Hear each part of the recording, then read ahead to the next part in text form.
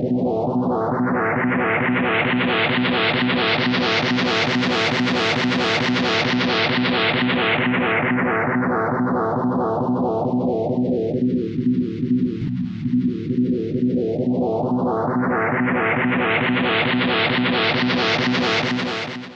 team work very closely with the driver, physically, mentally, to try and reduce the likelihood of mistakes and errors and give the best chance to the team to achieve a result.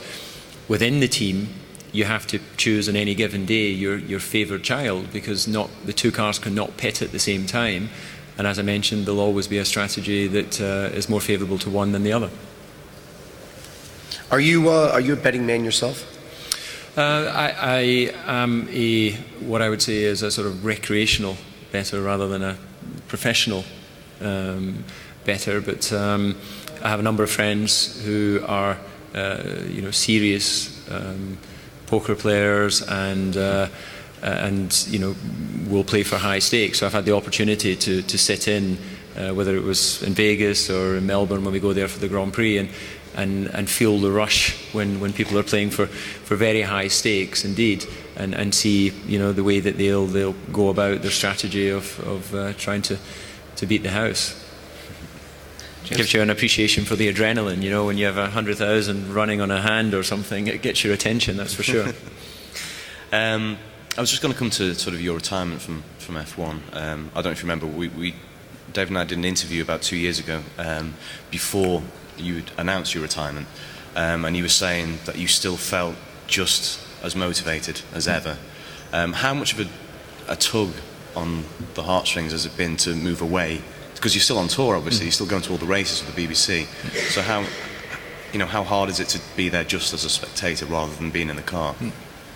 Well, I always had a feeling and a knowledge that a sportsman's career has a certain lifespan. And from that point of view, I raced 15 years in Formula One, so I think I had a long and active Grand Prix career.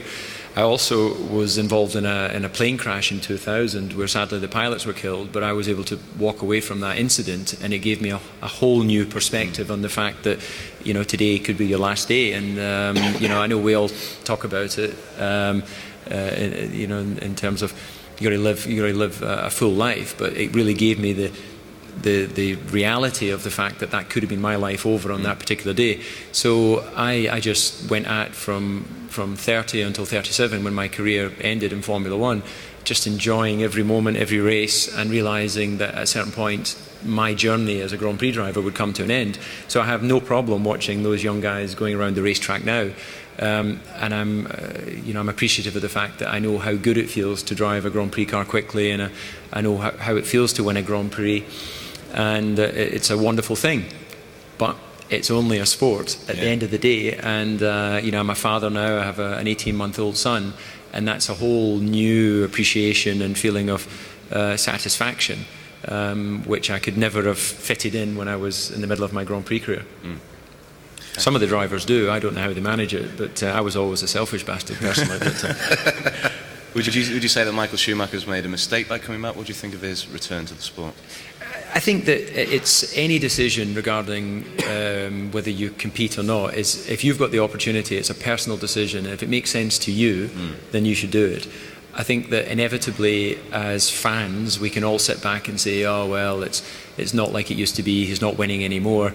Another good example is, I guess, boxing. When you've had someone who's been a great champion, and then you see them lying in the corner, dribbling when they've been knocked out. It's not the last image you want of that sporting hero, but the reality is it's down to the individual to make his choice. And if I don't personally think it does any damage to his place in history. He won 7 world championships and more points, more pole positions, more Grand Prix victories than any other driver.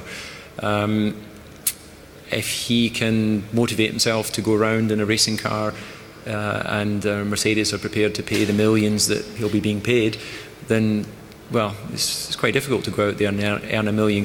If I said to you, go out there and do that today, it's a difficult thing. For him, it's a way of generating income and deriving pleasure. So it's a personal decision for Michael, but he'll never achieve the level of success he did in his first career, because the sport has moved on. None of us live in the past. We've always got to be thinking for tomorrow. We've got to be thinking, new ideas, new ways to get the maximum.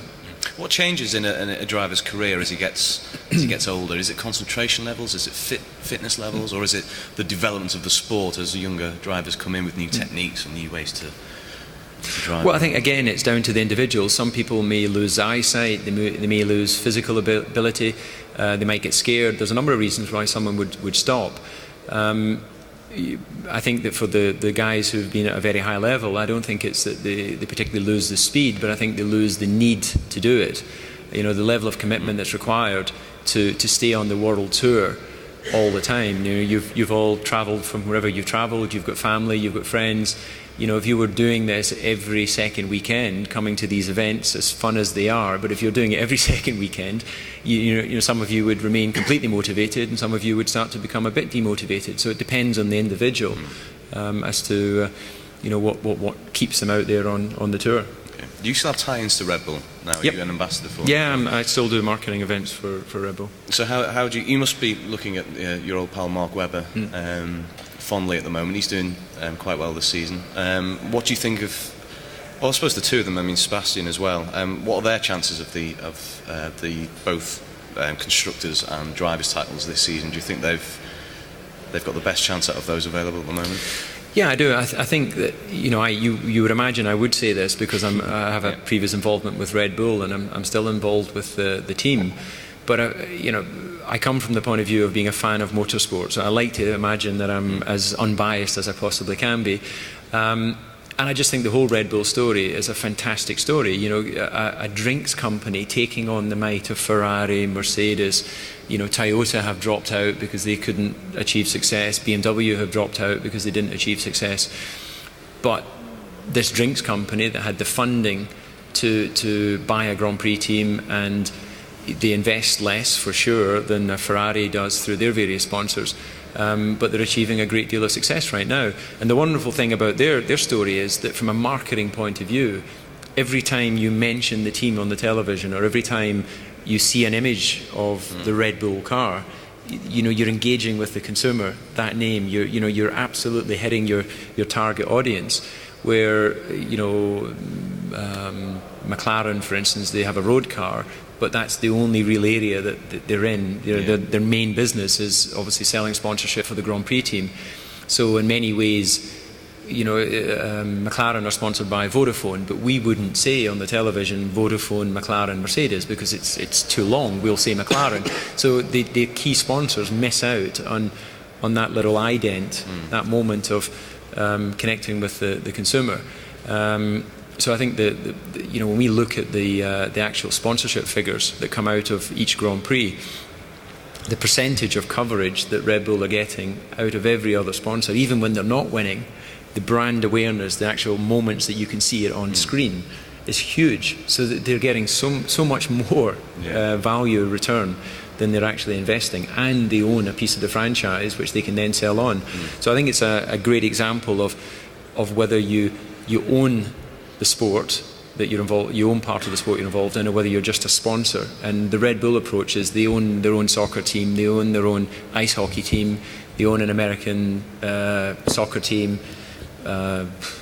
There's so many teams that they own, because then they can control the image rights and the associated sponsors. So it's a different way of going about marketing, which clearly is working, because they've got quite an aspirational brand, isn't it? Yeah. Because of what they're sponsoring, and obviously buying into Formula One completely, rather than, and obviously the Toro Rosso team as well, sort of backing that branding up. Sure. I wanted to offer the audience some questions.